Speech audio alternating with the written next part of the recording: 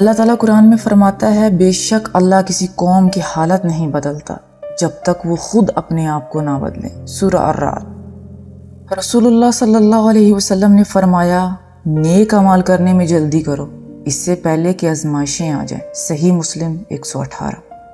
اگر میں آپ سے کہوں جس مستقبل کے لیے آپ دعا کر رہے ہیں وہ صرف آپ کے ایک فیصلے کا انتظار کر رہا ہے جسے آپ ہر روز ٹالتے رہتے ہیں۔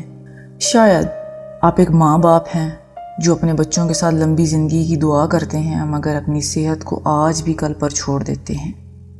شاید آپ نوجوان ہیں، کامیابی، بہتر مستقبل اور مالی آزادی کے خواب دیکھتے ہیں مگر ہر رات یہی کہتے ہیں کل سے شروع کروں گا۔ اور شاید آپ اللہ سے نئی راہیں کھولنے کی دعائیں کرتے ہیں مگر ان عادتوں کو ہی ٹالتے رہتے ہیں جو آپ کو ان راہوں کے لیے تیار کر سکتی ہیں۔ ایک تحقیق کے مطابق نئی عادت کو خودکار بننے میں اوسطاً 66 دن لگتے ہیں، لیکن اکثر لوگ 10ویں دن ہی ہار مان لیتے ہیں۔ جب جذبہ ختم ہو جاتا ہے اور نتیجہ ابھی نظر نہیں آتا، ہم کہتے ہیں کل سے شروع کروں گا۔ سائنس کہتی ہے دماغ نیا راستہ بنانے سے پہلے ہی ہار مان لیتا ہے۔ اپنی زندگی کو دیکھیں، وہی صبح، وہی راستہ، وہی تمام عادتیں، تو زندگی کیسے بدلے گی؟ جیمس کلیئر کہتے ہیں اصل تبدیلی صرف مقصد بنانے سے نہیں آتی بلکہ اپنی پہچان بدلنے سے ہی شروع ہوتی ہے۔ آپ ہمیشہ یہ نہ کہیں کہ میں فجر پڑھنے کی کوشش کر رہا ہوں، بلکہ میں وہ انسان ہوں جو اللہ کی پکار پر لبیک کہتا ہوں، یہ کہیں۔ اور آپ کا ہر دہرایا ہوا عمل، جو بھی آپ عمل دہراؤ گے، وہ ایک ووٹ ہوگا اس انسان کے حق میں جو آپ بننا چاہتے ہیں، جیسا آپ مستقبل چاہتے ہیں۔ معجزہ ایک اچانک جذبے کا نام نہیں، معجزہ آپ کا یہ ہے کہ مخلص عمل کو روز دہراؤ یہاں تک کہ وہ آپ کی پہچان بن جائے۔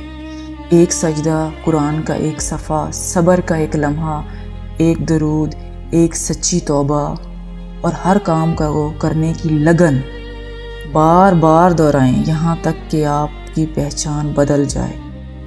کسی پیر کا، کسی اگلے رمضان کا، کسی اگلے جمعے کا انتظار نہ کریں۔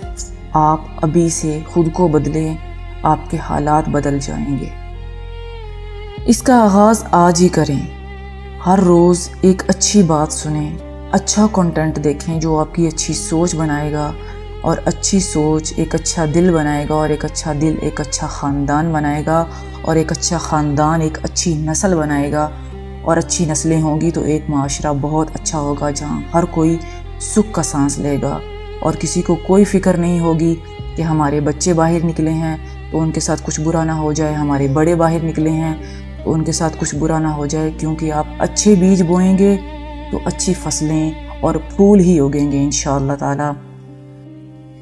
پورا سر ریمائنڈر کے لیے سبسکرائب کریں اور ایک انسان سے ضرور شیئر کریں۔ جزاک اللہ خیر۔